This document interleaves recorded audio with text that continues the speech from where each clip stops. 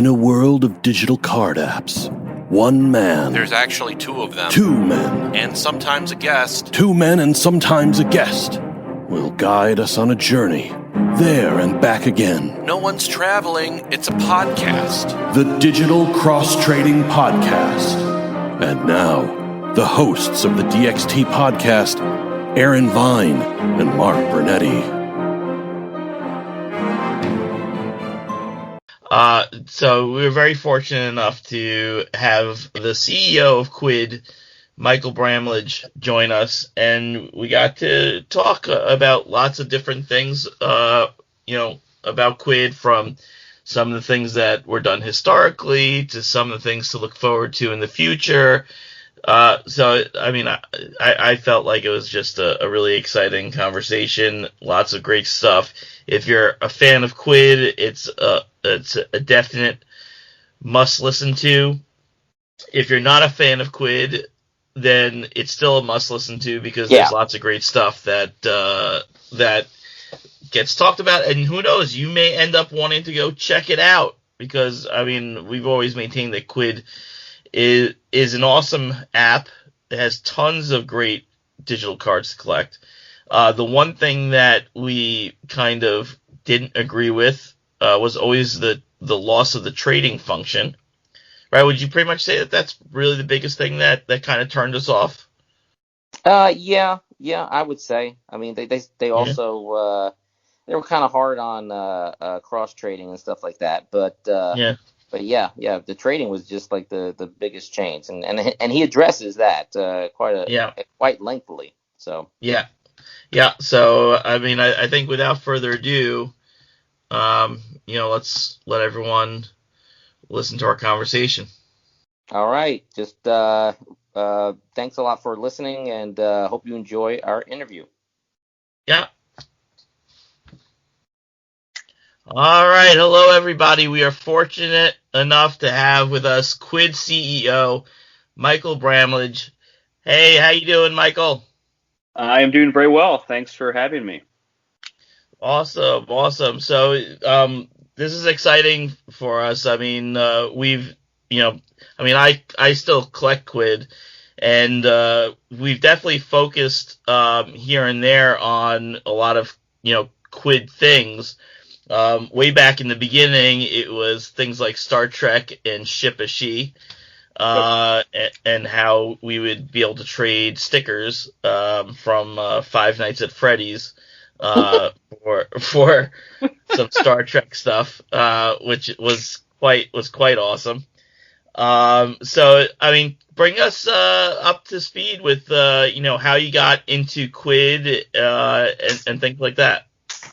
Well, yeah, totally. And obviously, thanks for having me again. I think our relationship predated Quid, right? I had previously worked at Topps, the sort of famous baseball card company, and had a role where I was tasked with figuring out how you could sort of remake this incredible brand and breathe some life into it, but to do so with like the sort of digital tools and knowledge that I had. So I came into Quid with like no, professional experience in physical trading cards, no experience in licensing.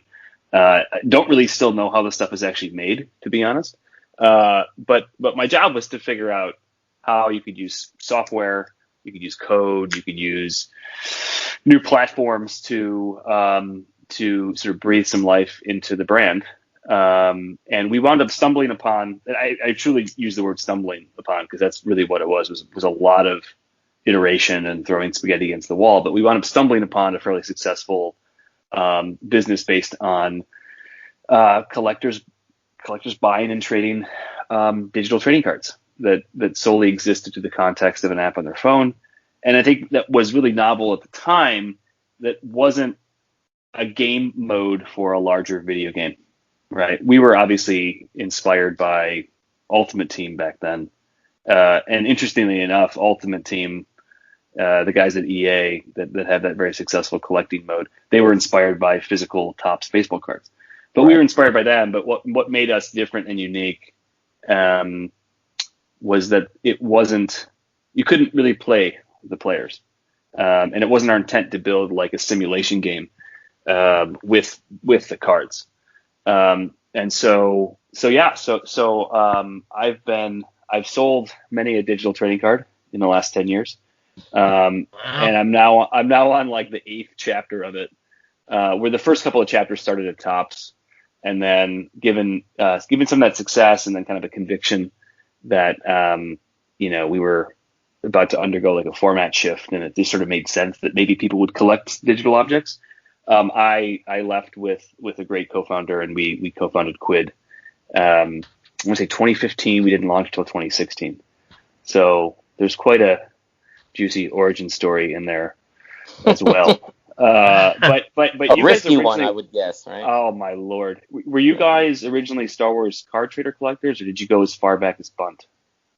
We ended up at Bunt. Well, I ended up at Bunt sparingly, but we both started with Star Wars. Yeah, that was a wild day in the office. I think we launched like March. I don't know, middle of March. Well, I think technically March 11th. I think it was, but yeah. Yeah, and it was wild because I don't know how we finagled it. Probably because we could distribute almost instantly because it was all digital, right? There was no like manufacturing process or printing press or whatever. But I think we were the first officially licensed Star Wars merchandise from the upcoming The Force Awakens film, and so a huge bit of credit for the success of that app really was being the first licensee where you could get your hands on something from the upcoming movie. And this was done like, oh my God, like 9 months before the movie dropped. Yeah, I have to admit, that was the major reason. Like, I saw those digital preview cards. Do you remember those digital preview cards that came out? There's like 5 Force Awakens preview cards on the app, and I was like, this is awesome. I want those cards. I don't care if there's tons of them. Right. So that was definitely my major reason for going into that Star Wars card trader app originally. Yeah, I think we used like stills from the trailer. I think a trailer had dropped maybe the previous like holiday season, and then I think we combined them with borders and artwork from like the original 77 set. Yeah. There may have been a Parallax card as well. I remember those almost never saw the light of day because they had to go to Bad Robot, like J.J. Abrams, for approval. And he was like, the Parallax isn't good enough. You can't ship. And we're like, no, like we worked hard on this. But yeah, that was really fun. And that also helped me with Quid because it sort of validated, obviously on like the biggest pop culture brand on the planet that has a 30 plus year history of awesome merchandising, but it validated that you could do digital trading cards outside of sports, right? Because up until that point with Topps, I think we had done MLB with Bunt and FL with Huddle, and there was an early instantiation of Kick that I think had Premier League in it, and so no one was certain that people would want to collect Darth Vader as opposed to like David Beckham or whatever. And in hindsight, it was like, come on, of course this is going to work. It's Star Wars, right? But we still had no idea. And the other part about maybe some of that hesitation we had was the sports trading card apps at Topps had a lightweight fantasy component to it, where you could play them in a horrible version of fantasy sports that we like utterly got wrong. It's funny though. I do have these like I wake up in the middle of the night in like cold sweats, and I'll be like, oh, if we had just tweaked this one thing, this could have been like FanDuel or DraftKings, right? With like DFS and daily fantasy. But yeah, because there was this lightweight sort of like stapled on fantasy game with the earlier sports digital trading card apps, it wasn't certain that Star Wars would work, and it did, and it worked so well that I'm like, peace out. There's a whole lot of other things going on too, but it was sort of the conviction that we needed to co-found Quid to sort of strike out on our own, and it was really good sort of proof to get any early interest in Quid. I mean, no one gave a shit about digital collectibles in 2015. Right. It's like people were, this is 2.5 years before CryptoKitties and before NFTs. Right. Nobody understood it. A lot of our earlier investors, I think, just rationalized it through the lens of the success at Topps, where they basically said, oh, hey, these guys did this thing that I can see in the App Store for their former company. I don't really understand it, but maybe there's something here. I can see it in the top charts of the App Store. So then we'll back them and support them for Quid. But yeah, it's a very interesting story. I think what's really cool about it is collectibles are the space where like the older stuff gets, the cooler it is. At least that's my theory. And the more mythology that surrounds it, like the more folklore there is, just like the cooler it is. And so, the backstory of Quid, how we got here, our right turns and our wrong turns, I think all actually adds to a really interesting backstory, or at least that's what I tell myself to rationalize all the bad decisions I made over the years.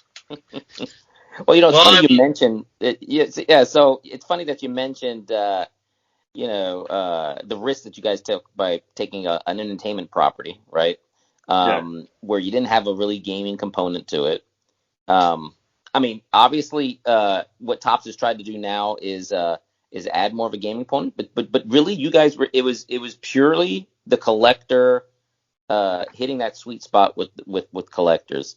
And you're right. You look back on it, and you say, well, of course it was going to work. Aaron looked at those cards that were the previews, the teaser trailer previews.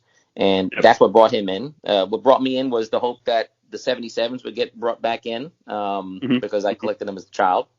But, I just have to thank you guys for having that idea. I mean, really, it's created a hobby that, honestly, I can't explain to anyone, but I love. Well, I appreciate that. I think we've sort of created a monster. But the origin of it was really, interestingly, at the time, there were two camps within Topps, even up to people on the board that felt like this should steer more in the direction of EA, right? And they sort of looked at the apps and they're like, wait, this it says low production values, you can't play with it, right? Mm-hmm. And so one group wanted to go in that direction. I wasn't part of that group. I wanted to go in the other direction, which was like, hey, I think this is really interesting because it is just collecting to own, right? And I'm like, it's really novel that it is so streamlined and just this single collecting thing, and you don't need like explosions or whiz bang, features in there, or like mini games to like raffle your item or like play it in like a 5-a-side game. But I also had that opinion because I'm not a game developer, and so I was also like biased and playing towards the thing I knew how to build, which is more like a marketplace, and less towards the thing I didn't know how to build, which was a game. So that's kind of like, they did the Unity rewrite. They brought in people that had a background in EA. They set up a shop somewhere in Florida and poached a bunch of EA, producers or developers. That's kind of what explains the 2016 and 2017 versions of those products. Right. Is trying to steer it more into like, well, hey, let's add more game utility to it, as opposed to I think what our vision was in the other camp, which was like, isn't this really cool that it's just very basic? There's something sort of like sincere and refreshing about it. No one added automation to their binder, right? No one, we didn't automate it that it opened and flipped to a page that we wanted to, right? We liked the idea that it was a stupid binder with plastic sheets that were hard to get the cards in. And we just wanted to flip through them and see our cards. Right. No, totally. And that's, I mean, I don't know. It's funny. Quid itself takes a lot of criticism because there are some rough edges, but there is some friction that's actually we've decided not to like remove. That's just kind of part of that collecting experience. So yeah, I think that's really like what was part of the thesis for doing Quid. It wasn't just like this conviction supported by the massive success of Star Wars Card Trader. It was also like, this isn't a game. This is real people doing real stuff. It just happens to be digital. And what if you really blew it out, not with explosions and bombs and confetti, but just blew it out with making it as much like physical real world collecting as possible. Could that work?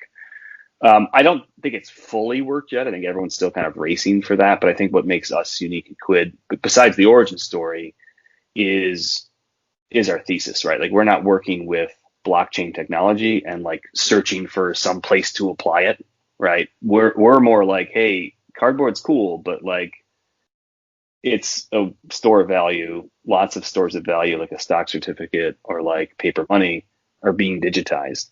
And they're being digitized because the experience actually can be kick ass and can be better than something made of paper or plastic. So maybe this is a category. We'll go that same route. Now, I know people like to have physical custody for their collectibles. I know they like to be able to hold them. They like to know that they're in a safe. But we think that there may be benefits in terms of like liquidity, storage, economics, whatever, where it's like, actually, hey, it makes sense that this might only exist in digital format. And there were these other like quirks as well, where you're like, it's funny, like actually custody of a physical trading card that's very valuable is kind of an interesting one, because like you actually don't want to hold it. You want to know you have it, but you don't want to hold it. That's why you slab it and authenticate it, and grade it, and, right? That stuff. And so we're like, this is even, I can't degrade the value of my dollar bills by holding them, right? But actually, like, if this thing's super valuable, like, I ain't gonna touch this thing. And so that was another thing we were like, well, maybe this is even more prone to being digitized. But yeah, we had a lot of awkward conversations in 2015, 2016 that potential investors were like, why would somebody do this? And they were largely looking at collectibles as like media that would be consumed and whose value was transferred by looking at it. And I'm like, no. Like, the value is like just feeling and knowing that you own it, and then somebody else. And then someone else can see that you own it. Yeah, someone else can see you own it, right? I mean, accessibility really is what I think really killed. I mean, I'm not saying it killed physical trading cards, but the point is digital trading cards are a valid replacement because of its accessibility and how easy it is for people to see your collection. Well, and I think it can be better too than physical, because I think like the real value of having someone look at your collection is the good feels you get knowing that someone wants something you have, right? Mm-hmm. That's like, you talked about trading before we started recording. Like, that's a huge lament of mine, because that was an aspect to both the social side of Quid and transactions in Quid that was lost, where we suspected a lot of trades were initiated by the buyer, not the seller, right? And in that sort of world, trading made collectors that had good stuff feel really good because they actually felt the demand for items in there, right? Like, who doesn't want to get a push notification that's like, somebody really wants something that you own? Like, it just reinforces the value of ownership. So, it's not just enough that like, hey, I own this and there's only 10 of them. It's also even cooler to be like, hey, I own this, there's 10 of them, and like 100 people really want it. And I can just sort of sit back and swat by these silly trade offers that come my way. But again, that's something that like you can't do that well or as efficiently if the thing's in cardboard, right? And that's the remarkable thing about this too, is like, because we host your collection for you, like, we know what you have and what you don't have, right? And pretty much anybody in the community, if they're motivated, can figure out what you have or you don't have.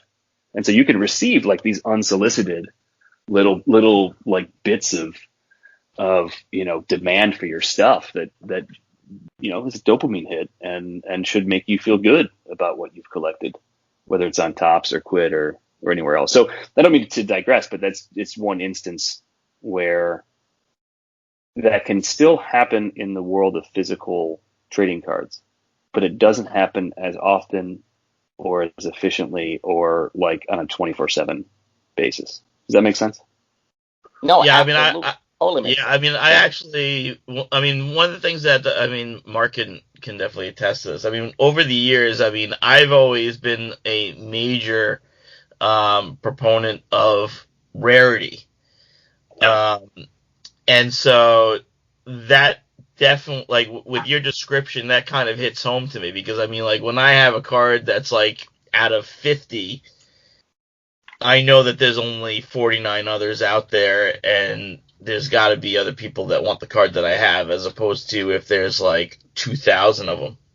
Right. Right. So yeah, that for me as a collector, that what you spoke about just really hit home to me, because I definitely like that feeling of having a card that I know that is very rare, but a lot of people will definitely want, and it's in my collection.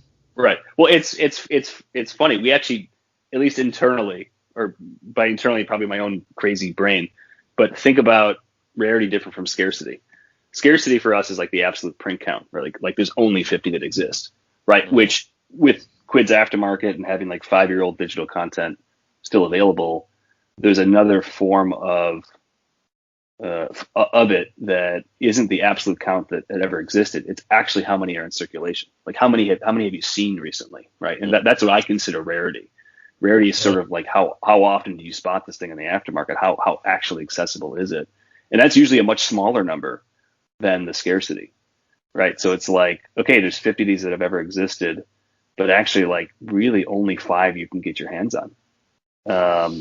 So there's kind of a nuanced way that we think about it. And then there's probably like even something on top of that, it's even smaller, that makes the collector feel good, which is like if someone really wants one of those, and if you're the only guy or gal that has it and that person needs it right now.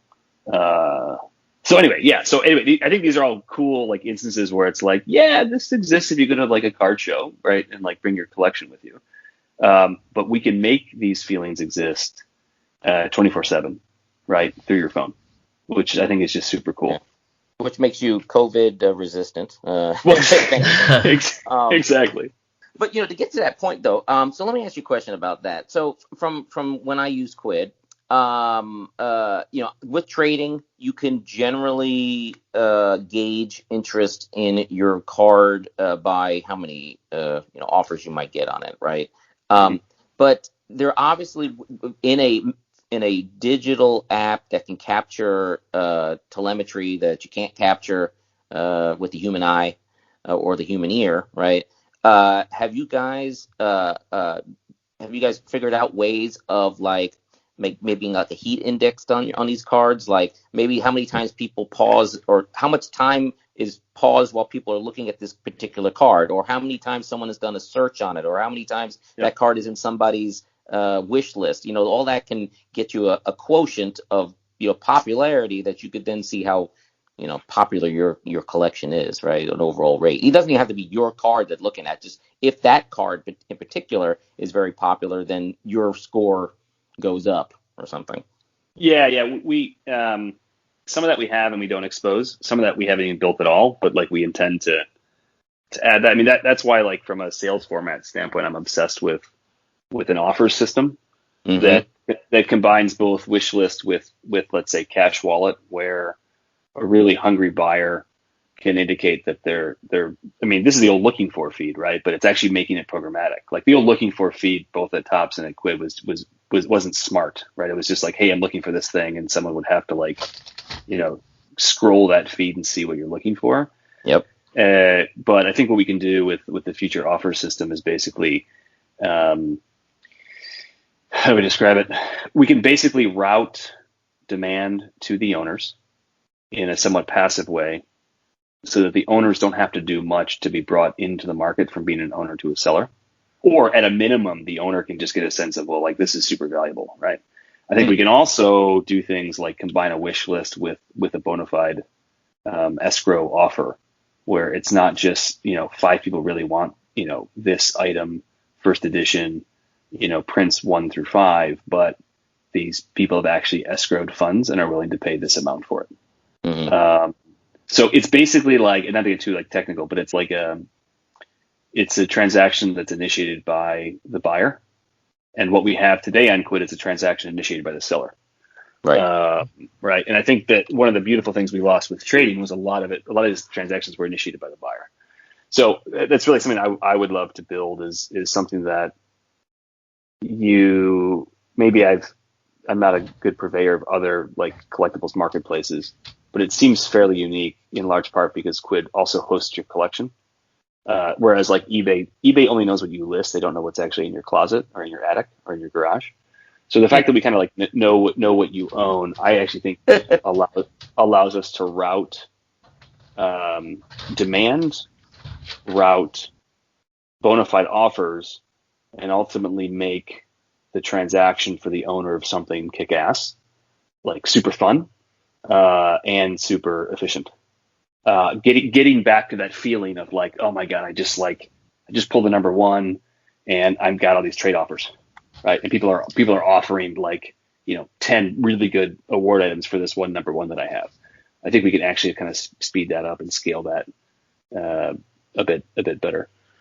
But yeah, I think again, these are all things to put on the side of the ledger of how digital collecting can be better than physical collecting, which again, like, emboldens me into thinking that like this wasn't a crazy thing to start 5 or 6 years ago, but actually maybe we were just early in some cases, but actually is kind of a general trend that the industry's on.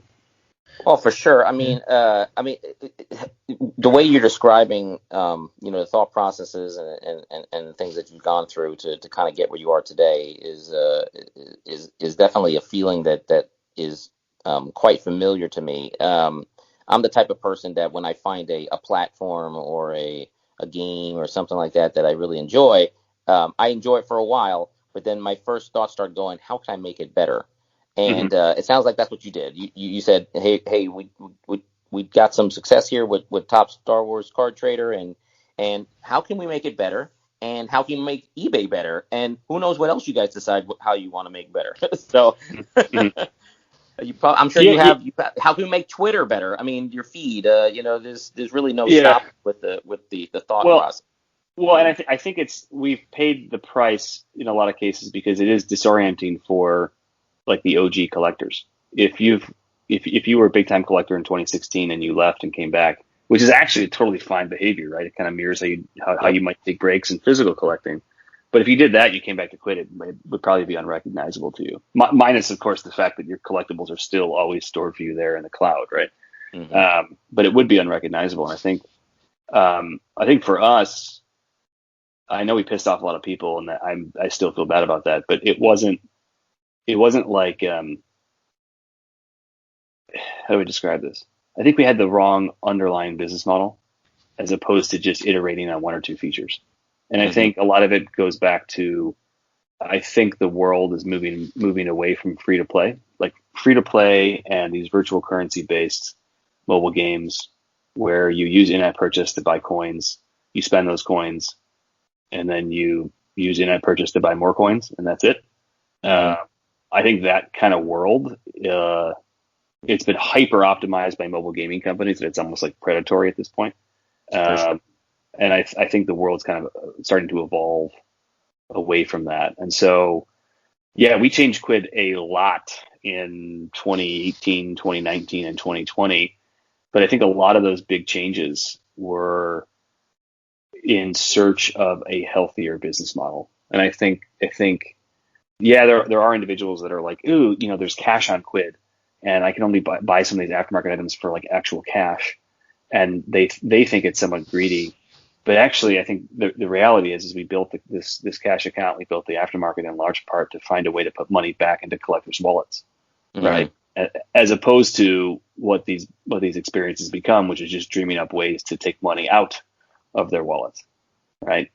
And so yeah, it has changed a whole lot. And, one of the reasons trading is sort of a casualty of our evolution is we couldn't fit it into the business model that would actually put money into collectors' pockets and either have that money get recycled back into buying more collectibles or have that money withdrawn so you can actually pay rent or buy a pizza, right? Or textbook.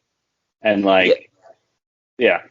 I think what you're saying makes a lot of sense, and I don't know whether or not I agree with you because I'm getting older and I have more discretionary income, so I don't mind as much paying for entertainment that I like. But the fact that you just look at the rest of the landscape, right? Let's look at YouTube, right? YouTube was a place where people just put up videos, right? Now it's a place where you have actual brands, you have people actually, making some money from it. It's gone from a hobby to almost a job, right? So for someone who's really into digital collecting and digital trading, or digital selling, I guess, a digital marketplace, right? The logical leap from, oh, this is just some little hobby I'm doing that I don't really want to spend any money on, to this is something that's really engrossing and actually can get something out of it, so I don't mind putting money into it. Right. Well, and it's it also just goes back to, like, I don't know how we got away with what we got away with at Topps and in the early days of Quid. Like, how could we feel good in a model that I thought extracted a lot of money from collectors but didn't return a ton of entertainment value? Like, that exchange seemed lopsided. And so outside of that, there was also the component that, like, you just can't divorce the economic incentives from physical collecting, right? And so if we want to replace physical collecting, or replace cardboard, replace plastic, we have to try to hit all those sources of value prop, right? And one of that is, like, who doesn't love, opening, $2 packs of cards and potentially pulling a hit that they can put onto eBay, for 10x that, right? Or at a minimum, who at least feels better at night knowing that if they wanted to, they could sell, right? And recoup some of their money. So we've had kind of an awkward relationship with Cash Account and with the aftermarket and with real money. But ultimately, I think it's a net positive because, it finally does feel good that we have a team of people now that are dreaming up ways to bring liquidity to sellers and to owners, so they can make some real money from their collection, as opposed to just figuring out new drops and more content to saturate into the market, which I think is ultimately pretty anti-collector, like long term. Yeah, I mean, I think there was a time there, and this was before the financial system was put in where you could sell the cards for cash. I mean, I was having a lot of trouble figuring out Quid. I mean, I specifically remember, like, collecting, things on Quid and just being like, what am I doing with these things now? I can only get coins. And even that wasn't so easy to accomplish, even figuring out how much you're supposed to get in coins. There's a limit to how much coins you could get. So, I mean, definitely I felt that with the institution of the cash ability, that it was a game changer for the app. And then with that being said, I mean, I still kind of miss trading, but I think, I mean, it's good that you know so much about the about the industry, because I think what you said before is exactly what I'm missing, is that person that is, or the people that are, like, hitting my account and saying, hey, I want your collectible. But it seems that I'm trying to think that from what you're saying, you're looking for ways to include that in just a different way. Yeah, we finally wised up and really started talking to collectors. Unfortunately, after trading was removed, not before, which was a real brilliant sequence on my end, right? And what we generated was a short list of not how they traded, but why they liked it. And it was sort of like we broke it down to its component parts. A big one obviously was, like, the buyer, like the hungry buyer initiates the transaction. There's a couple other aspects to it where, I think it's really our intent that we can reconstitute and bring those aspects and those components back, and you just feel it through, like, a different interface. And look, I have to say on all these AMAs and stuff that, like, trading will never return. It's in large part because I don't want to disappoint, and we have a pretty extensive, like, minimum 12-month roadmap of things to build out. Auctions, repacks, wish list, offer system, a whole overhaul of search, sort, and filter, a message center. There's just a whole, not to mention all these minting gateways to put these on the blockchain, or to suck them back in off the blockchain into Quid. So all that stuff just has to get built. So I'll never say never, but there's really just a list of things that have to come before we could sort of look at trading. But I think what we'll attempt to do first is take that component list of like, why people felt good about trading, and then try to apply that to things like the offer system or the wish list system, or, imagine a much better message center or notification center that gave you a sense of demand for an object you had. So you could know like, oh, hey, mine, I got this item that's like burning hot right now. So there's all these like aspects of that I think we can sort of layer into other functionality and see if we bring those feels back. If we can't, then I think, never say never on the trading piece. But, honestly, that's more like a Christmas 2022 thing. But yeah, we definitely took our lumps for that though. And like the way that I don't regret the decision, but the way that we made the decision was pretty poor for our community. So my hope is that we've learned our lesson there, and like Quid feels a little bit more collector friendly and open to feedback than before. Now, I'm not a stock trader or anything like that, but I can imagine that the day trader, right, the person that really got into, hey man, I can just sit here, and if I can read the market right, I can make money. I can sell this, I can trade that. Now they're using the word trade, okay, but they're not really trading. Yep. They're selling one thing and they're buying another, right? So yep.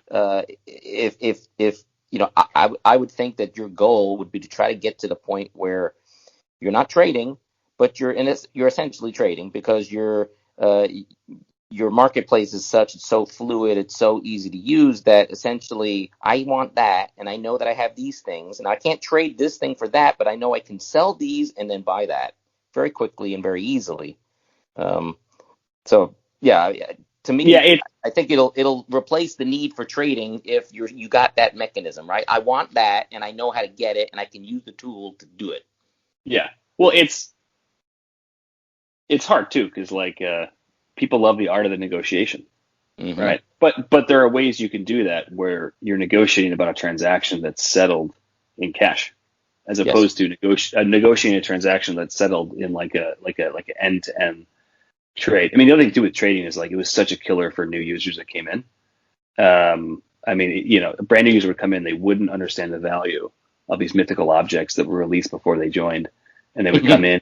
And in no fault of their own, make offers of like, here's my 4th edition, 5 Nights at Freddy's stickers for where you're like ship a she. And like, unfortunately, collectors weren't like, oh, honey, like, let me help you out. That's not okay. They're always like, get out of here, right? Like, it's a massive slap on the wrist, which is not terribly inclusive. So there is something to, again, this concept of like, you could totally bring back the art of the negotiation, but just have the transaction settled in cash.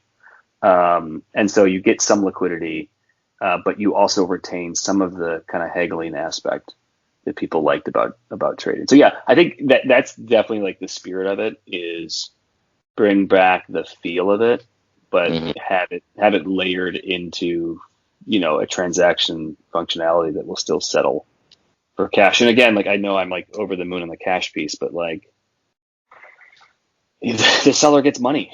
Like that's no one really does that. That only exists in the world of crypto, where you have to jump through 1,000 different hoops to get a crypto wallet, a cryptocurrency, and figure out this whole like Web3 crypto architecture.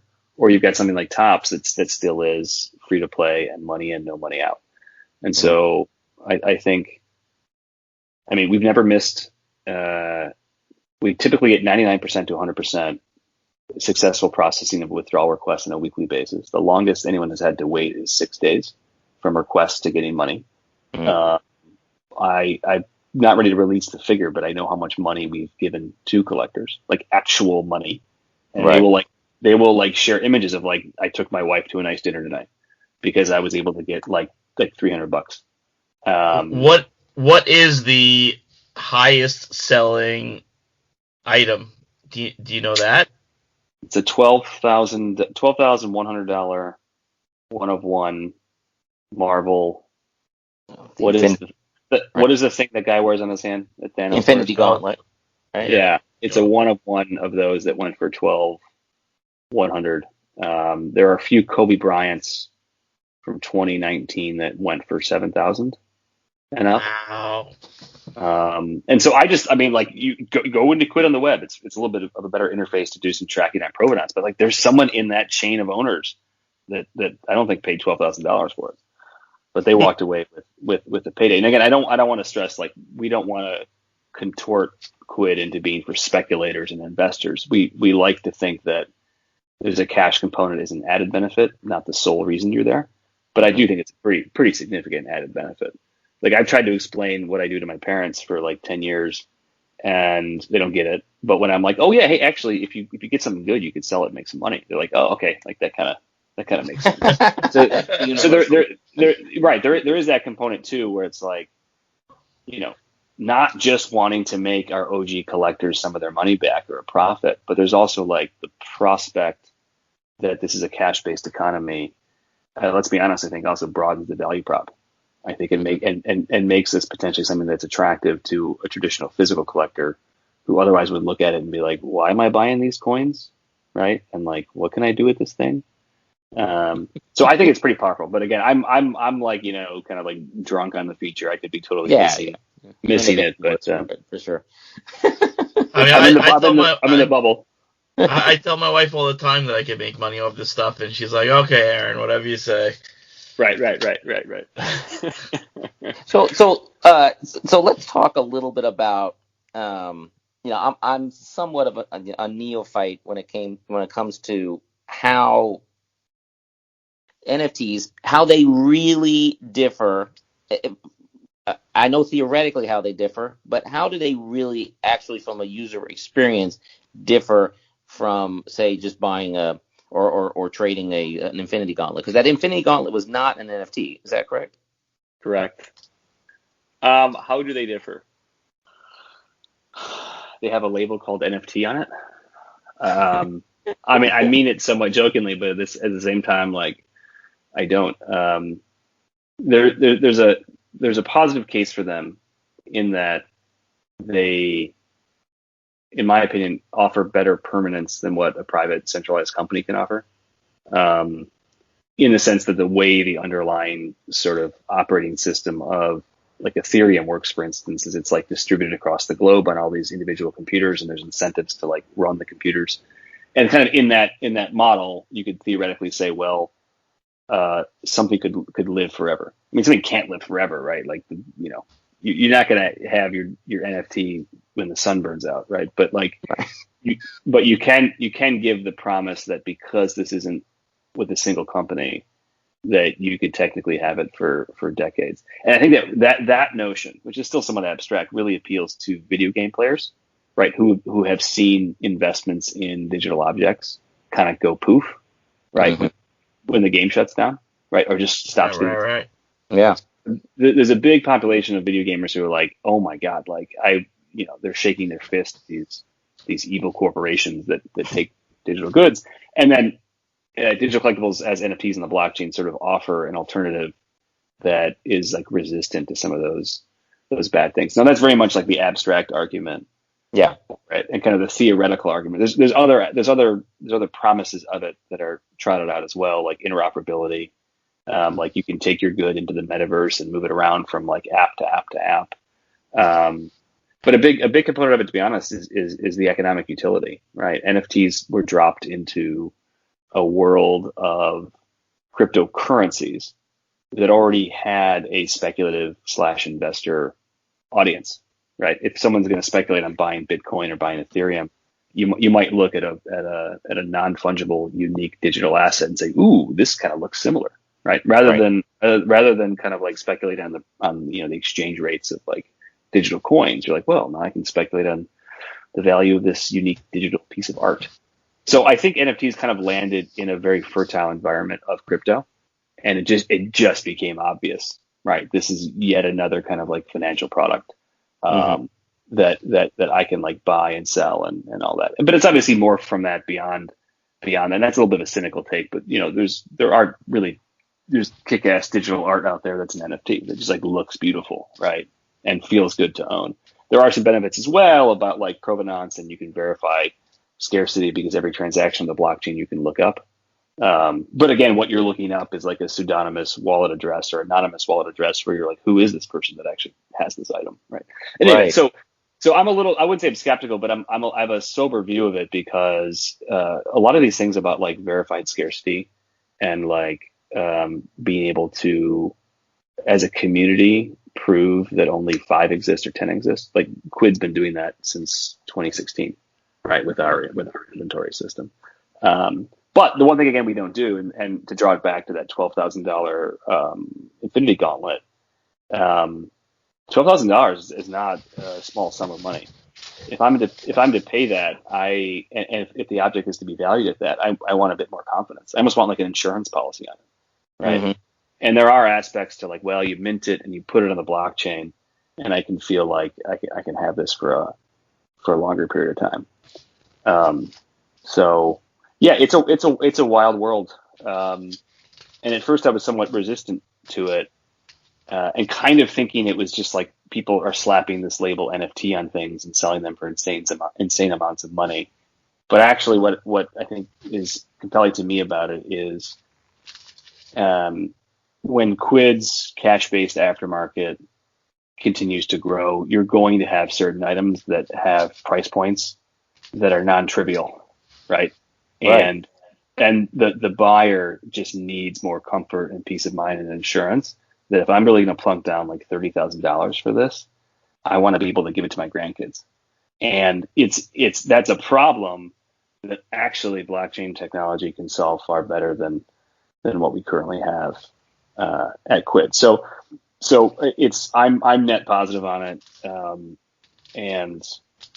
But what I like about it is we're not the first in the space, we're not the second in the space, but we're here for like genuine reasons, which is it does solve a problem that we're starting to have, as opposed to like, we're a fly by night company that just slapped an NFT on something and is trying to make a quick buck. So yeah. So it turns out that one of the first, I think the first channel that you guys have been using NFTs is the Atari channel, correct? Mm-hmm. Mm-hmm.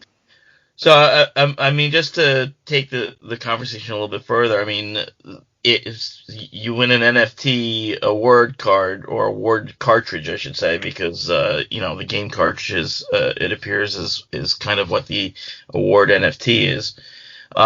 So that NFT, what happens to that? I mean, if Quid, let's say, shuts down, that award card is still available because it's an NFT somewhere else, or what would happen to that? Yeah, well, God forbid we ever shut down, right? But here's what my guess would be is, we're not going to shut down anytime soon.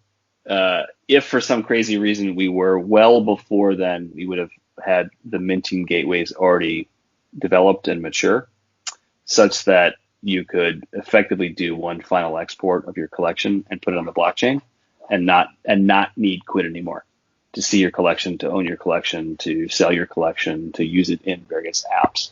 So just to dispel any sort of risk, there's really no risk of that. But what those are mintables, and what the owner of that item can do, not today, but hopefully in a matter of weeks, is associate a crypto wallet with their Quid account.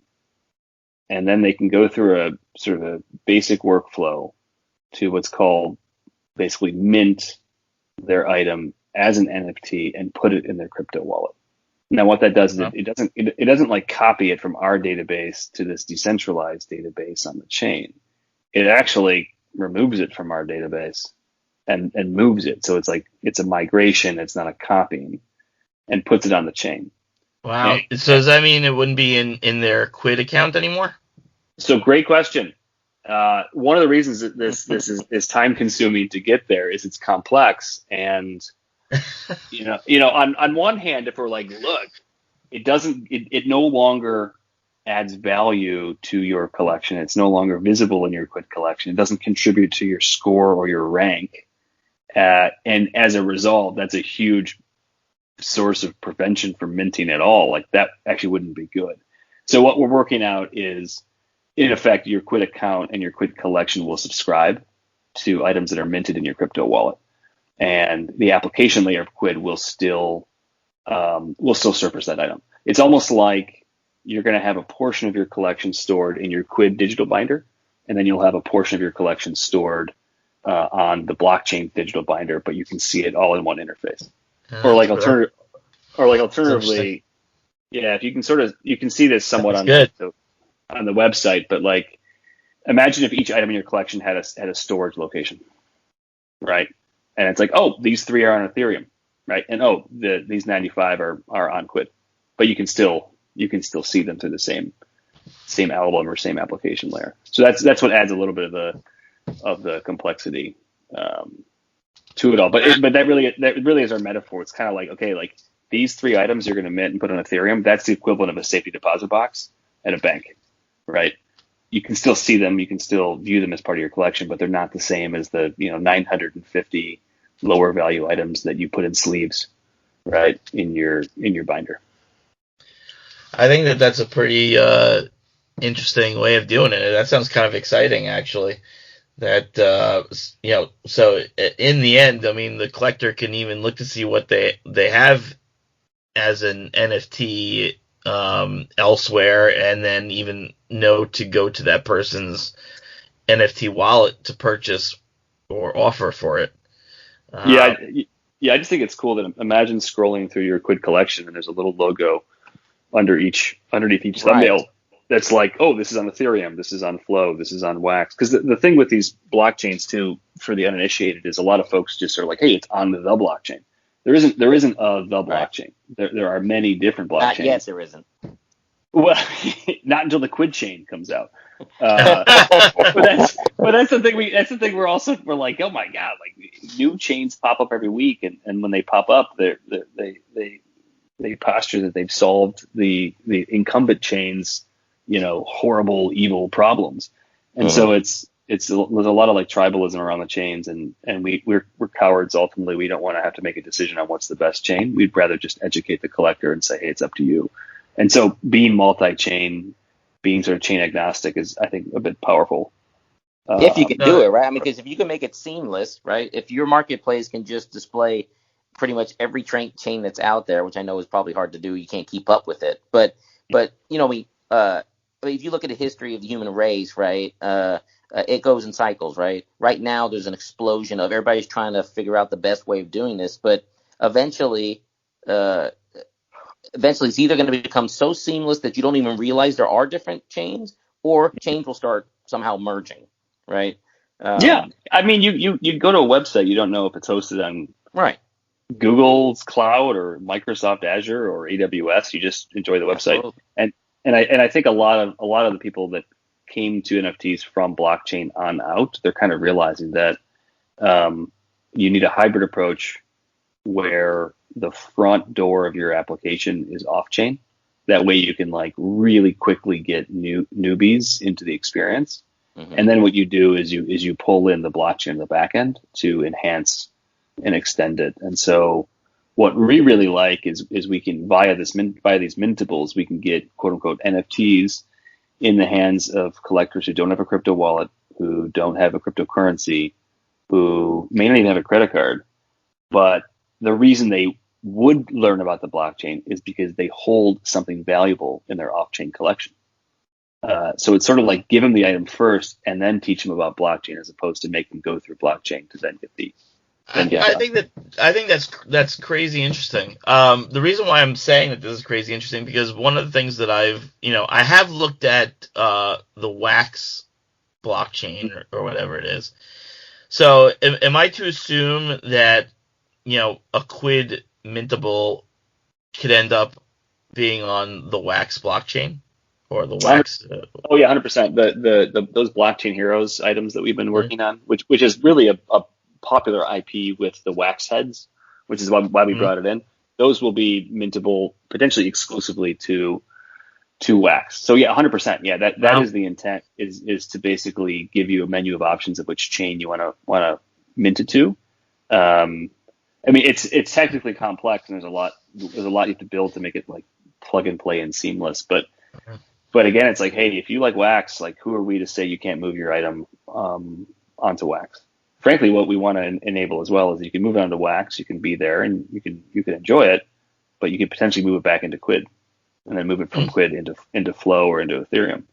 So there's this notion of it being bidirectional and potentially dating the chains as opposed to getting married to them. I mean, my God, I hope that like 1 billion people listen to this show, because this is some crazy, interesting, exciting, and important information to know about what, not only with what Quid's doing with Mintables, but just even understanding what the NFT is and how things will go from, because this is something that's going to be growing, especially with we have a lot of young people nowadays, and I have 2 young daughters, and both of them are very quick to be playing with games that have digital collectibles. I mean, you have something called Roblox that they are crazy over, and there's tons of trading going on that, and tons of things that are valuable, and I could only imagine if they did something more with that you could all of a sudden find mintables for that. For me, it's just really interesting to hear, the level of what you're going to be able to do with these mintables. I mean, they're essentially going to be able to go out onto the NFT, but Quid's still going to be able to recognize that they're part of your collection, and I think that's magnificent. Thank you. Now we just got to build it. Right. Yeah. It's a great idea. No. I should say we're actively building it now. We just need to pour more resources on it to scale it. But the other thing too, that Quid was like silent for like 3 or 4 years. Like we didn't like do interviews or like talk to the community. I don't know why. Maybe we were jerks back then or something. But what's compelling about this blockchain space is that they really do build things in public. They really involve the community. You've got whole projects in blockchain that actually they start with what's called a white paper, which is basically like written down ideas. Then they get a community. Then they raise money, and it's before they even have a product or a business, right? Like we did it the opposite way. We did it the hard way. We built a product and a business first. But there's a lot we can learn from that space, particularly around like how one is meant to involve the community and treat them. And so one of the things we want to do is share much more about our future plans and what we're doing to get you excited. But I'm just naturally cautious about overpromising, because there is some of that in this space, which is like, we're going to do this amazing thing on the blockchain. And there's not even like an engineer working on it. So we're going to always exert some of that caution, but we do need to share more about like our future plans, because we like to think that you're making an investment in us, right? Like any dollar you spend on a digital collectible, I want our collectors to feel like they can truly have this for 50 years, and they can do more things in the future with it that they want. And so that's the one thing too that's like, maybe it doesn't seem like it, but we actually have like an engineering team that's working their butts off. That's like constantly building new things. So maybe like, yes, the product has evolved quite a bit. So again, if you joined in 2016, it would look foreign to you now, but like, at least we're trying, right? I mean, we're like writing code like crazy and trying to improve things as fast as we can. So I think but hopefully that's just like more peace of mind for being willing to build a collection, on Quid. Nice. Well, I don't think anyone's ever accused Quid of not being ambitious. I think that's really been your watchword. Okay, so I think this is more of that. I do think that since we're at the beginning of this brave new world, so to speak, the paradigm is amazing of what you could do. It's just going to be how long is it going to take for the technology, or the technology obviously is there already to execute blockchain, but what's going to be the technology of the things that would utilize the blockchain, right? And I think that's where you guys are at. I mean, you're chasing that. How do we take advantage of this in a way that makes it easy to handle for a customer, right? Yeah, the whole industry, the whole blockchain industry really is wrestling with that. Everyone talks about mainstream adoption, accessibility, and and removing the friction points. But like the thing that the industry has to wrestle with is it's not just about like removing the pain. You also got to make sure like the pleasure on the other end is sufficient, right? And there are still just amazing video games that aren't blockchain games, but people will use them and spend money on them because they're just freaking amazing, right? Yep. So the industry, needs to, streamline it so there are fewer steps to getting started with an NFT, and faster processing of transactions, but at the same time also make sure the experience is kick-ass, and it is better than anything non-blockchain. It's a lot like our vision of like, I like physical trading cards. I like them so much I want to kill them. No, I'm kidding. But there is a real belief that like there's a better way to do it if it's digitally native. That sort of inspires me. I guess the one last thing that I'd like to just ask you about is it's okay. So let's say someone NFTs a song or NFTs a picture or something, right? And now they own it, and let's say that all is fine. There's direct ownership, and people know that this person owns it, or people know that particular account owns it, right? But it's a digital thing, right? And it could be captured by a screenshot, or it could be captured by something else, or what have you, right? What is that more of is that something where that's just me as an old guy going, I just don't understand why that means anything, that I own it, and that just slowly society will just accept the fact that this is owned and that it'll become commonplace? Or maybe it's already happening as we go now, but there just seems to be a cognitive gap to me to really buy into this thing. Yeah, no, I don't disagree. I think there are some applications of it where it does make sense, like particularly pieces or products where the primary value proposition is ownership, is the fact it's like, I have this and you don't.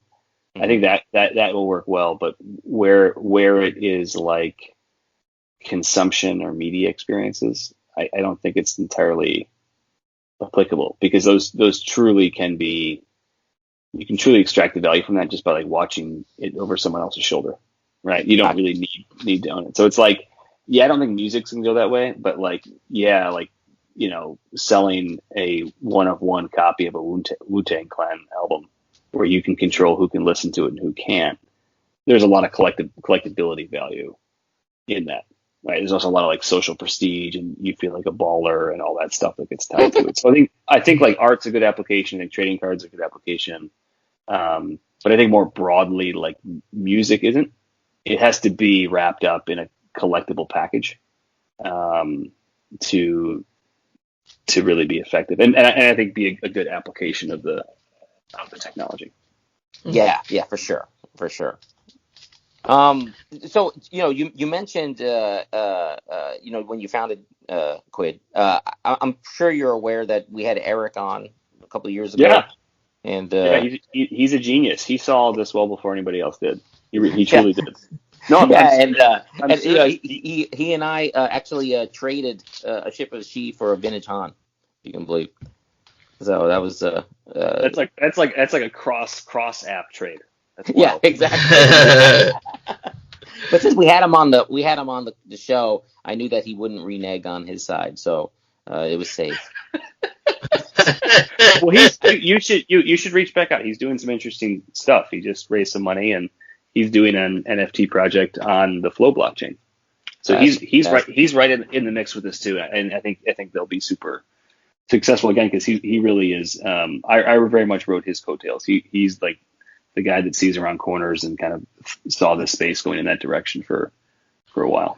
Well, we all fulfill our roles, right? So I'm sure you fulfilled the role that he's riding on yours. So, but you really appreciate these questions that you've been able to answer for us. Yeah. It's fun talking with somebody that just really, honestly, the courage that it took at several points along your career to just push this envelope, right? That's just something that needs to be, I think, just applauded. So well, it's like I said before we started recording. Like, if there are collectors that are like, oh man, I I don't mean this like disparagingly, but they're like, yeah, I spent like a couple $1,000s on Quid. Like I'm really vested. I'm like, I've spent 10 years of my life on this. Like there's like, if this doesn't work, I'm definitely getting divorced. I'll never see my kids again. Right. There's truly nobody that has more on the line to make this work. And I've actually spent so much time in it now that it's like, I can't go back. Right. It's like I've like now crossed the halfway point and I have to see this thing through to fruition because giving up 7 years in would just look silly. Right. Either you give up like a year in, but to go 7 years, right, and not keep going would just be a complete waste of a decade. So I'm all in on this thing. That's why I left the Army at 5 years, because if I would have made 7, I would have had to go to school and then that would have came me to 9. And at that point, I'm saying, well, if I've done 9, I'm gonna have to stay till 20. So you'd be like a general by now. But yeah, exactly. So that's why I'm in it for so many reasons. But I will say, like, my enthusiasm for the space, it's hard not to have it ebb and flow. But we are really in an incredibly exciting time. I mean, I didn't imagine in 2011, 2012 at Topps you would have things like NFTs and things like NBA Top Shot permeating the culture and being mentioned by people on SportsCenter, right? Or just generating all that economic activity, people buying and selling those Top Shot moments. I never thought back in 2012 that it would blow up to this extent. Mm-hmm. And so it's just, there've been ups and downs and all that. This is a massive up period where I think it's incredibly exciting. That, and I can't turn back because I'm too dumb to.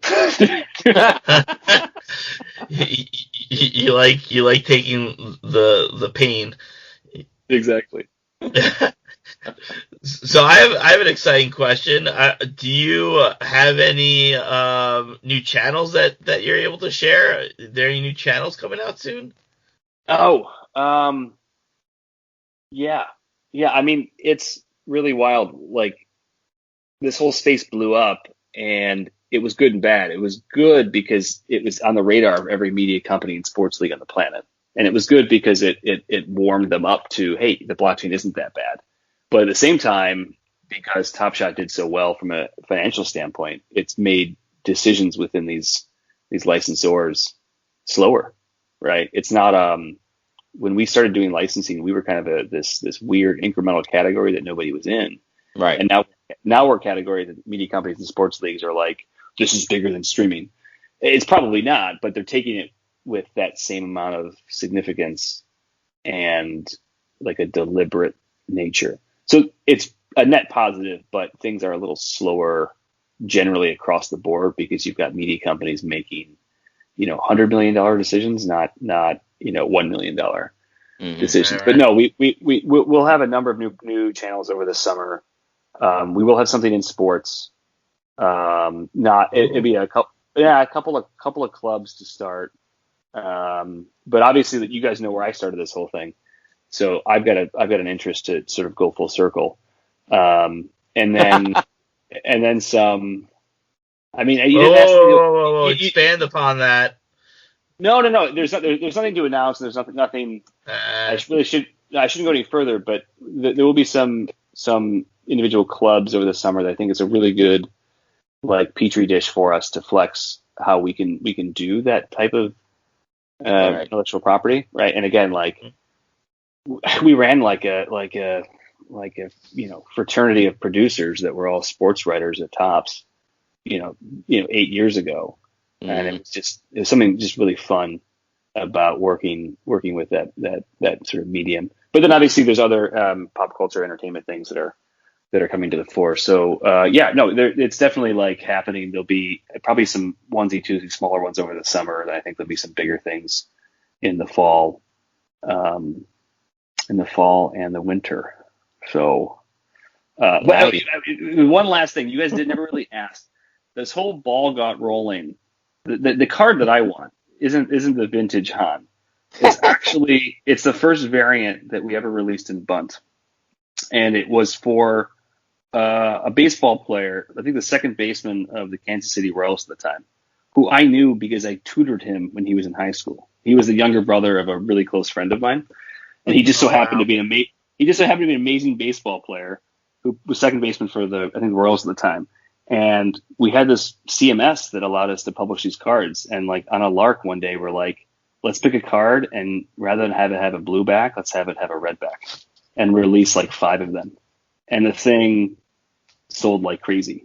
And it was the first insert card that anyone had done really in this industry. And it was a kid I tutored in math. That is so funny. That's awesome. But I don't know if they still exist. So that was one experiment. The other experiment that is also will go down in the very small digital collecting Hall of Fame is we did a 1985 Mets marathon chase within Top Spawn. I think they won in 85, right? And it was the first 86. 86. Sorry, yeah, I'll get beat up on the streets of New York for getting that. 86 wrong. because that's actually my bunt collection. I look for 1986 Mets cards.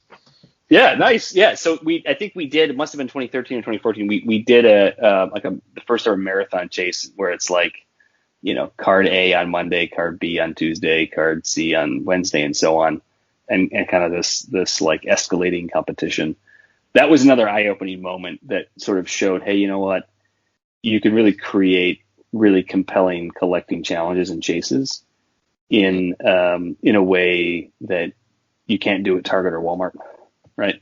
And you can do it in a way that is responsive to what's happening like in the game the night before, which is another great part of the medium. But anyway, I digress. We'll save that for another pod.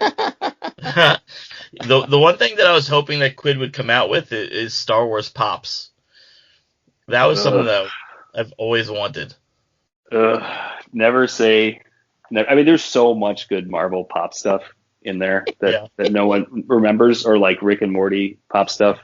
I mean, we had a really fun summer of 2017 because a lot of those licenses all arrived at that point. But I would love that. I would still say that is the thing up on the pedestal. I mean, it's not, maybe it doesn't have the heat of like, well, what am I saying? Baby Yoda, right? Yeah, Baby Yoda. What are we doing? I got to go talk to those guys. If you got Mandalorian Pops, that would be insane. Just drop the mic at that point and walk away. Yeah, exactly. That might be your there, right? Full circle. But anyway, ocean dreams. So, Michael, if people wanted to just kind of listen in on your ramblings from a social media perspective, where can they find you? Oh God, you don't want to. It's I mean, I would say Twitter and start mostly with @Quid QUIDD on Twitter. I'm not very active on my personal Twitter.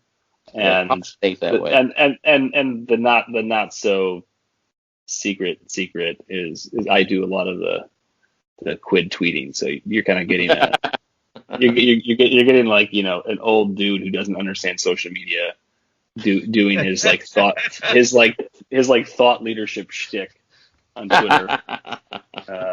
That's pretty cool. That's CEO the best place most to go. of the tweets out. And it's utterly not like governed. It's like, oh, Michael had an idea at 2 a.m. Let's tweet it, right? And it's like, I don't know how to use Twitter really. I'm not good at that. So, but that's the dirty secret. That's why folks should listen to the end of your pod, right? There you go. There you go. Right. Those that listen this late, you now know. Right. If you've made it this far, you've got an inside.